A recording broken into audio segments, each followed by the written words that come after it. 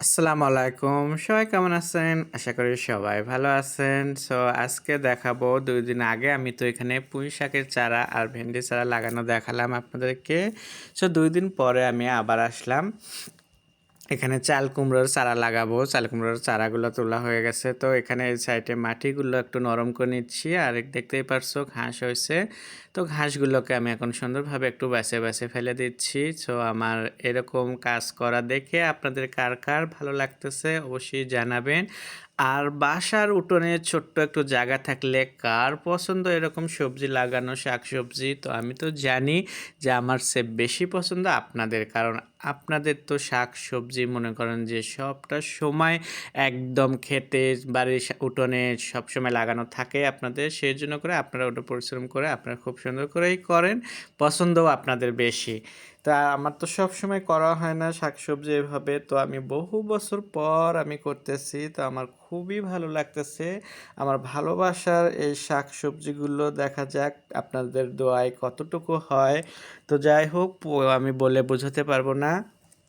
এখানে আমার ওই সাইড থেকে পুঁইশাকের গাছগুলো আমার চারাগুলো সব পোকায় খেয়ে নিয়েছে। অনেক কষ্ট হয়েছে আমার। সকালে উঠে ঘুম থেকে উঠে দেখি যে এরকম সারা রাতে খেয়ে শেষ করতেছে। তো আবার একটু বেশি চারা ছিল বলে আমি পরে আবার লাগাই দিয়েছি ওখান দিয়ে। আর মাটিগুলো আমার ঠিক হয়ে গেল। এখন দেখতেই পারছো চারা তুলতেছি। চারাগুলো কিন্তু বেশ ভালোই বড় বড় হয়েছে। তারপরেও এই চারাগুলো ওই পোকাগুলো এসে আগা কেটে দিচ্ছে। এটা দেখে আমার খুবই মন খারাপ লাগে, ভাল লাগে না। মনে হয় সারা দিন রাত এখানে আমি বসে থেকে ওই পোকাগুলো ধরি। তো উপায় নাই, কারণ এগুলো করে যে আমার আবার রান্নার তৈরি করতে হবে, সবার জন্য করে রান্না করতে হবে রান্না। তো আমার হয়ে গেল বিসমিল্লাহ কয়ে আমি চাল কুমড়োর চারা ২টা লাগিয়ে দিলাম। একসাথে আমি ২টাকে লাগাচ্ছি।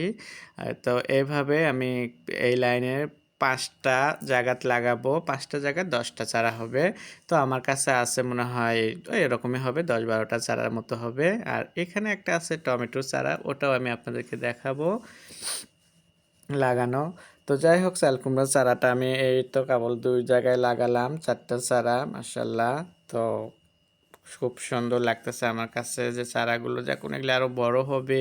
ওই যে উপরে যে দেখতে পাচ্ছেন খুঁটি দেওয়া করা, এই খুঁটি দিয়ে কিন্তু উপরে তুলে দেব, দিয়ে আমরা কিন্তু উপরে চাল বান্ধে দেব।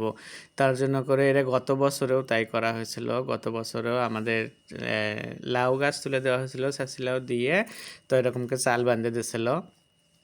তো আমিও এবারও চাল বান্ধে নেব।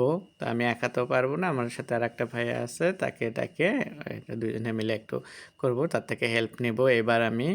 তো চাল কুমড়ো চারা এই যে ৩ নম্বরটা লাগালাম আমি।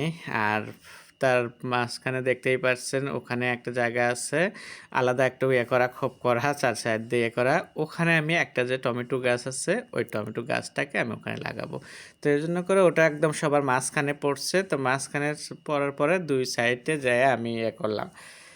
ওটা ২ সাইডে ২টা করে চারা দিলাম আর ওই মাসে দিয়ে এভাবে আমার ৫টা চারার হয়ে গেল।